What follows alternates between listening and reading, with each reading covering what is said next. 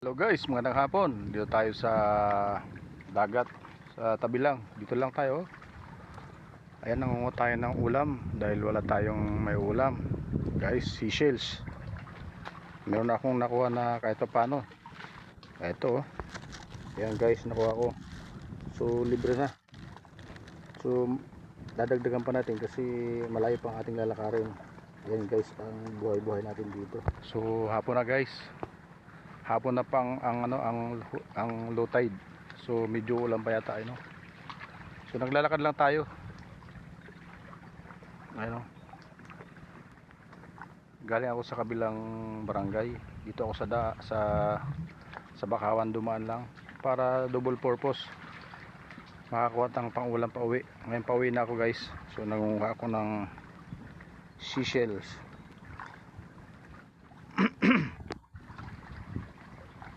Medyo maalon kaya malabo ang dagat dahil na yung lupa. Ayan oh.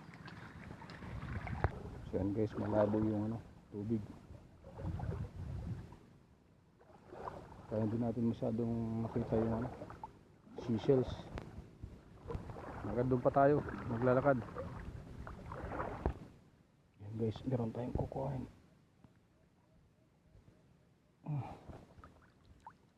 Guys, meron tayong kukuhain guys. Saan na ba yan? Yun, laki. Yan guys, ganyan lang yan. Litob. So yan, medyo mina ng hangin. Salamat sa Diyos.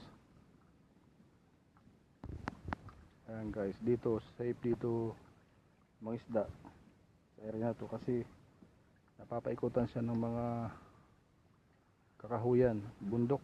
Ayan o, hanggang doon o. Tapos dito naman sa aking area, ayan, kaya walang delikado dito mga guys, safe dito.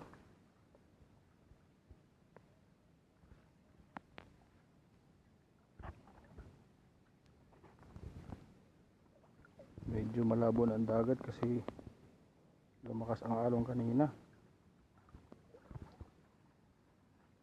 Hindi na gaano makita guys ang ating hinahanap na seashell.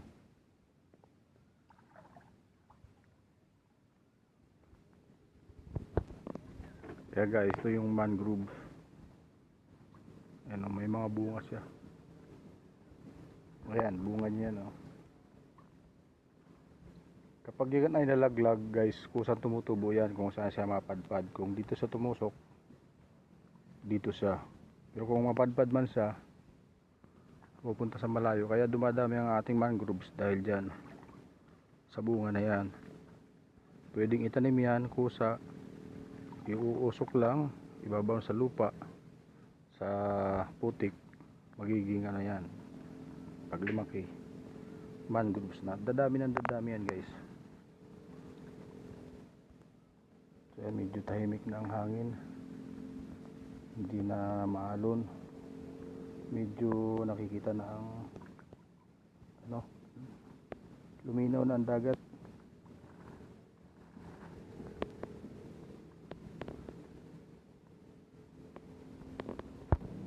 Guys, meron tayong kukuhanin maliit ito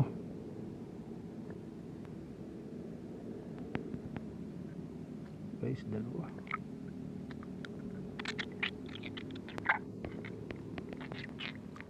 Yan. Masarap to guys na kinikilaw. Masarap na kilawin to. Ayan guys, hanggang dyan muna dahil pauwi na tayo. Thank you for watching. Ayan po yung ating area. God bless. Bye bye.